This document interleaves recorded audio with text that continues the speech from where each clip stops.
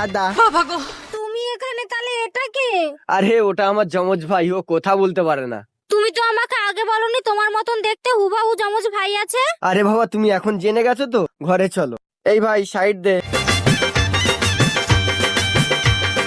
ভাই তোর বৌদি ভিতরে জামা কাপড় ছাড়ছে, আমি একটু বাজারে যাচ্ছি মিষ্টি আনতে, তুই তোর বৌদির খেয়াল রাখিস।